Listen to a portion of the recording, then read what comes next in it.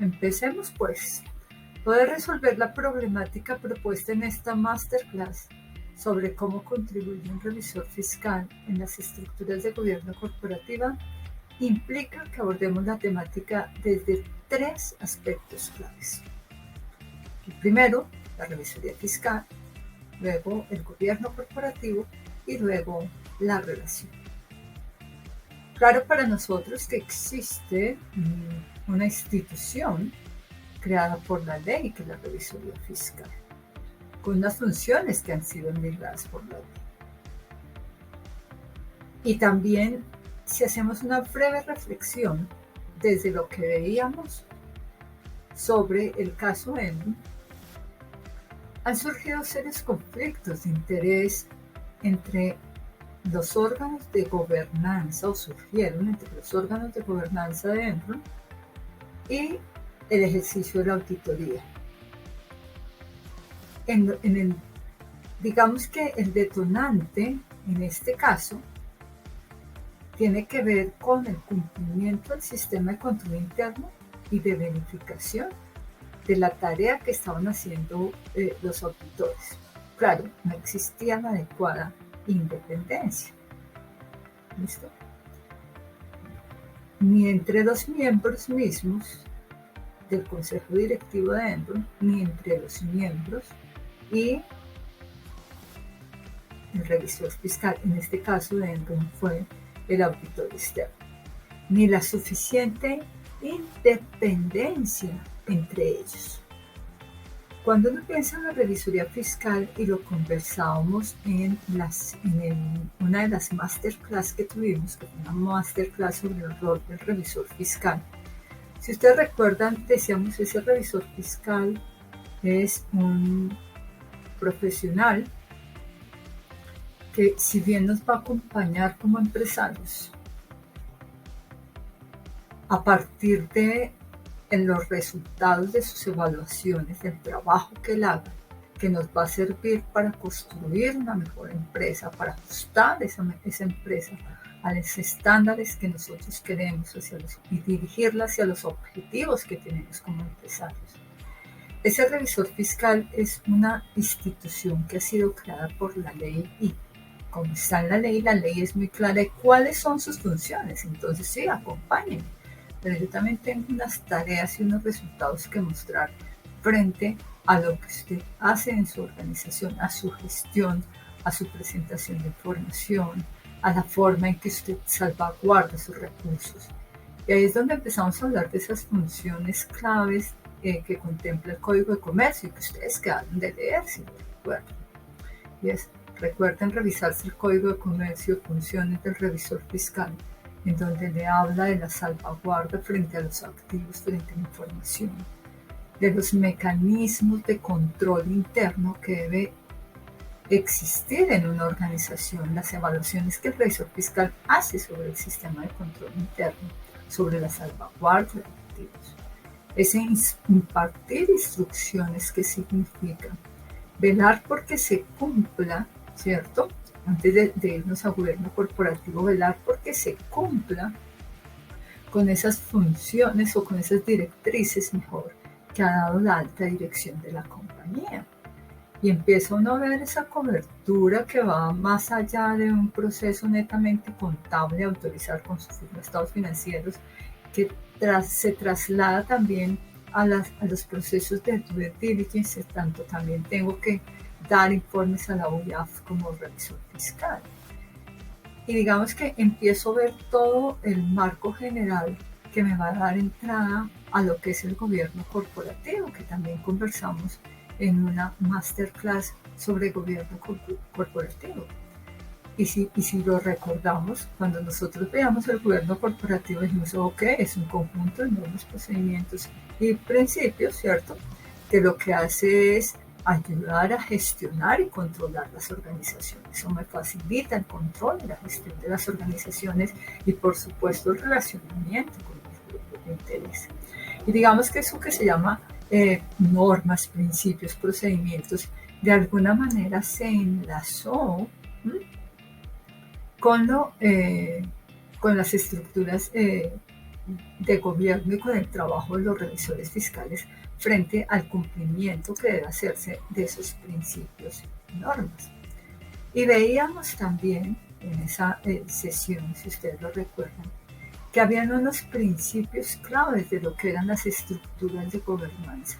Principios que estaban muy basados en los accionistas, en los inversionistas, en los consejos directivos, en la información, o sea, en el consejo de administración o junta directiva, y en la información, en tanto su divulgación y transparencia era supremamente importante. Si nosotros revisamos ese concepto de gobierno corporativo, nos empezamos a dar cuenta que hay algunas personas o algunos empresarios, algunos consultores, que ven el gobierno corporativo desde lo que ha sido la teoría de agencia, en tanto hay una separación de propiedad y de gestión, ¿no? Y que el revisor fiscal viene a blindar esa relación, en tanto va a estar muy pendiente de la gestión que se ha hecho sobre la misma organización.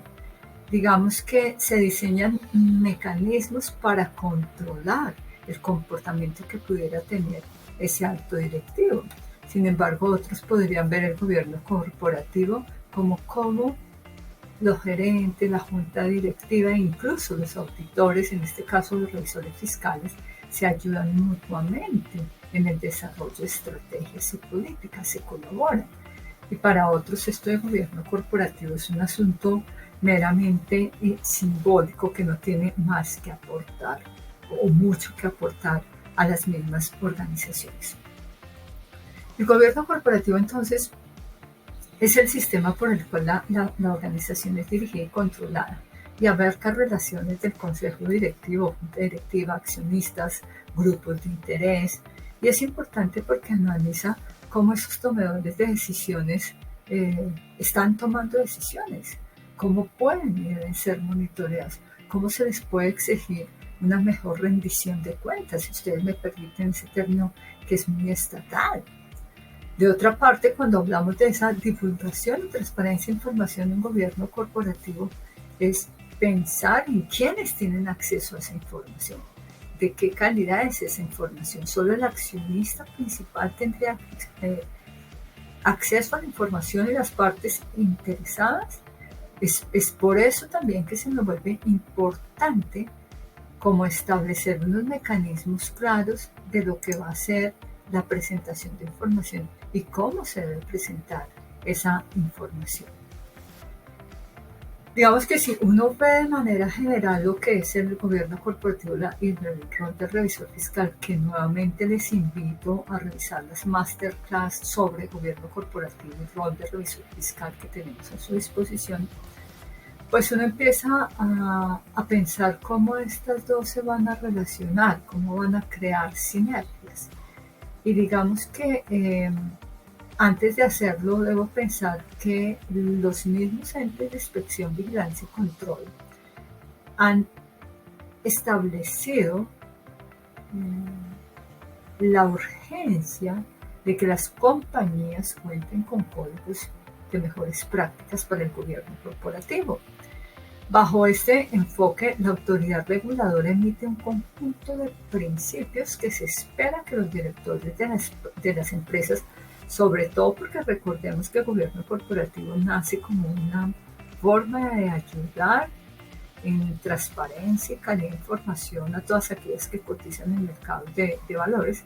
Entonces, sobre todo aquellas compañías que tienen valores cotizando en bolsa. No quiere decir que si yo no tengo acciones en bolsa, entonces no puedo tener estructuras de gobierno. Claro que debo tener independientemente y mucho más allá de ella, porque he entendido que las estructuras me van a ayudar a gestionar a mi organización. Entonces, el hecho de que la Superintendencia Social, la misma Superintendencia Financiera en Colombia, le haya dado miradas a este asunto del gobierno corporativo, mire que uno y lo tratan con importancia. Uno como que dice, oiga, esto como que es importante, es necesario en las organizaciones. Adicionalmente a eso, que se dentro de los lineamientos que dan las superintendencias como entes de inspección, vigilancia y control, se han establecido o descrito las características claves de cómo deben conformarse eso que llamamos comités de auditoría y eso que llamamos las necesidades de supervisar o controlar esos comités de auditoría y las mismas estructuras de gobierno corporativo y la necesidad, por supuesto, de monitorear la efectividad de los sistemas de control interno.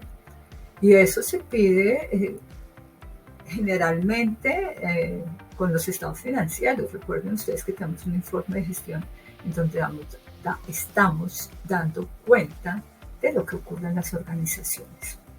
El gobierno corporativo entonces se vuelve un aspecto central y dinámico. Démonos la mano y hagamos negocios eficientes, de calidad, confiables. Esa relación entre estos diferentes participantes de la dirección de la compañía y los revisores fiscales, participantes como la gerencia, como los accionistas, como la junta directiva, digamos que se vuelven fundamentales. Hay dos áreas que se consideran fundamentales desde las estructuras de gobernanza. Uno, la rendición de cuentas, porque ahí doy cuenta de cómo va mi negocio, qué es lo que estoy haciendo en mi negocio. Y el otro tiene que ver ya con la supervisión que hago, con la auditoría, el seguimiento al desempeño de la gestión y la de por sí que eso estaría garantizando que lo que estoy haciendo en la organización está bien hecho, que la información que estoy produciendo es información en la cual usted puede tomar decisiones, puede confiar. Y eso se da entre los accionistas y todas las partes interesadas. Así es que si usted lo analiza con lo que hemos venido conversando, tanto la información como la rendición de cuentas son asuntos que le competen al revisor fiscal. El revisor fiscal debe autorizar esas estructuras financieras, esos informes financieros antes de que sean entregados al público para discusión. El revisor fiscal hace seguimiento a la gestión que hace la organización, ¿vale?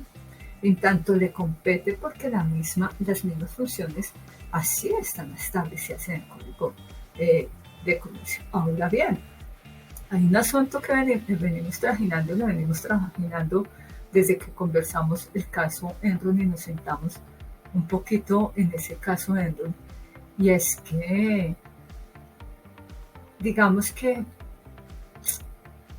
sí es importante la divulgación de la información bajo los términos que la ley nos pide, los entes de control, y la presencia de una junta directiva y unos auditores totalmente independientes, pues cada uno de ellos tiene un papel fundamental frente a los datos que proporciona una compañía. En tanto, desde sus miradas se establece si eso es verdad, si es declarado de manera fiel, justa, adecuada. Claro, de acuerdo con un estándar autorizado, ¿no? Yo no puedo producir un informe basado en un supuesto, sino que la evaluación que yo hago de una información financiera está basada en un criterio específico que le es aplicable. Ese órgano del consejo directivo que viene de esta relación del director con sus externos son representantes de los intereses de los accionistas.